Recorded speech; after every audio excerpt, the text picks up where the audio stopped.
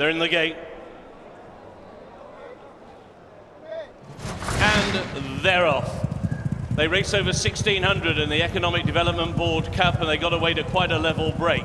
As they go through the very early stages, dictating the early tempo is the veteran Shebel Al Jazeera. And now it's Shebel Al Jazeera goes on, the parent now giving chase and moves up around that one's outside. Having been ridden away from the gate, Memento also now is going to contest the early tempo, which now sees the parent going on inside the final 1,200.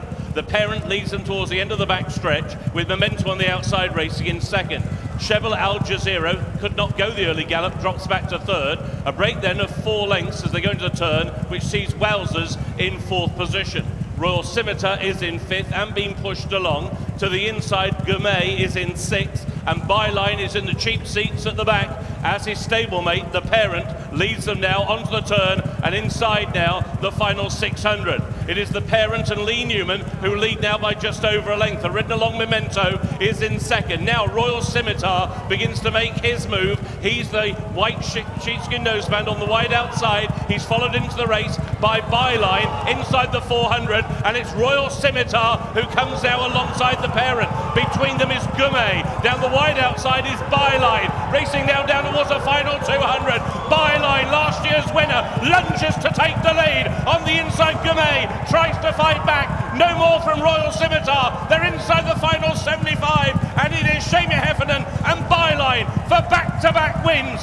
Byline wins. In second came Gourmet. In the end, it was close for third. Wowzers rallied to the outside of Royal Scimitar, followed home by the parent.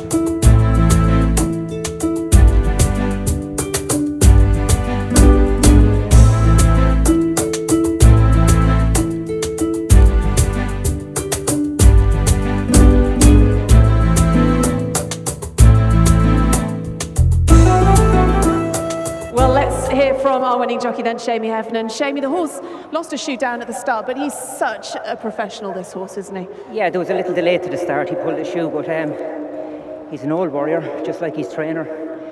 Alan assured me today if he relaxed and done things right, he'd finish. So hopefully he'll improve, he should.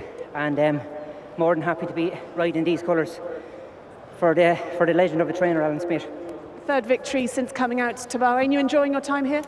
Yeah, it's cold at home, and I haven't got a retained job, so listen, this filled the slot beautiful for me. And nice to be involved on a big race like today. But what a horse Byline is. I know we didn't ride him last season, but he's 15 victories now for this horse. Yeah, he does things right. He's tough work in the morning. He likes winning his gallops, but race day he's professional, and Alan assured me if I got him to do things right, he'd be hard beat. So listen, nice to be on the team. Well, you certainly did get things right. Congratulations, and our winning jockey, Shamie Heffernan.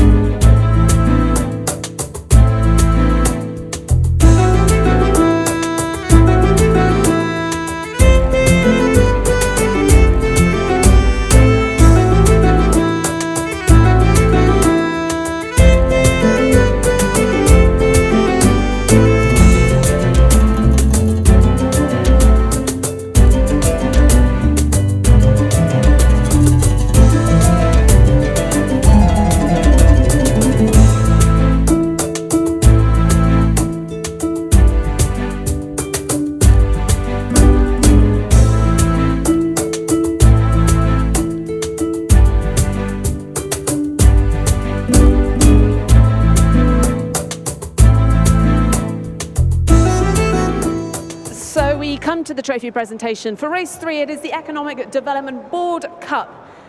And to present this trophy, we welcome onto the stage Her Excellence Noor bint Ali Al Khalif, Minister of Sustainable Development and Chief Executive of Bahrain Economic Development Board. Congratulations then to Byline, winning this big race for a second year in a row, and receiving the trophy then on behalf of our winning trainer. It is Paul Smith, assistant trainer to his father Alan, and Byline in the colours of Al Adiyat Racing. And we welcome up then His Highness Sheikh Isa Al Khalifa's children to receive this trophy then. It is Byline who's won the Economic Development Board Cup.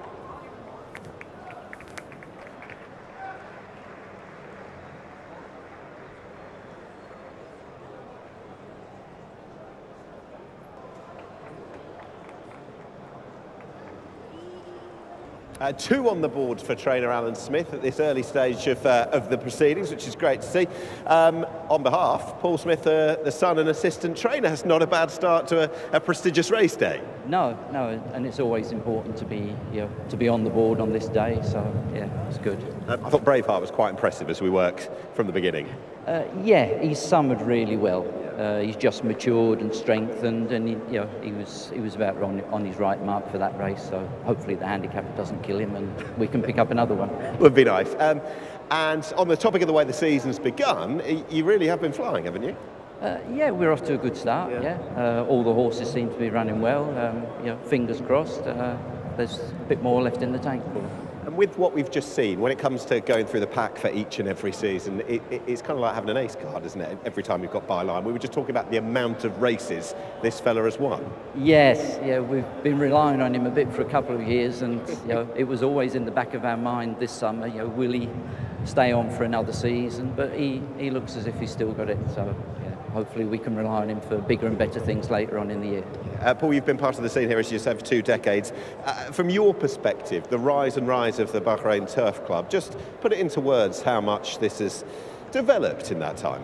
Oh, it's changed immensely, especially the last 5-6 years. I mean, the standard of racing has been improving all the time, and yeah, I mean, of course, the Bahrain International Trophy has put it on the world stage. Isn't it just? And watching from the outside, if you were to train one of them in the race later, or you think the likeliest winner, who would it be, Paul? I rather like the Godolphin horse on his Arlington Million, on his latest runs, and I think they've just freshened him up a little bit this year. They've come with a different game plan, I think. And that race itself now, the $1 million purse, horses coming from east, west, as you said, horses like Nation's Pride. The race itself has never been stronger in its 6-year existence, has it? No, I think you'd almost have to say it is of Group 1 quality, wouldn't you? Just looking at the form of the horses in there, it's probably not far off being upgraded to a Group 1, I wouldn't think. Okay, Paul, well done so far. Good luck later. Thank you.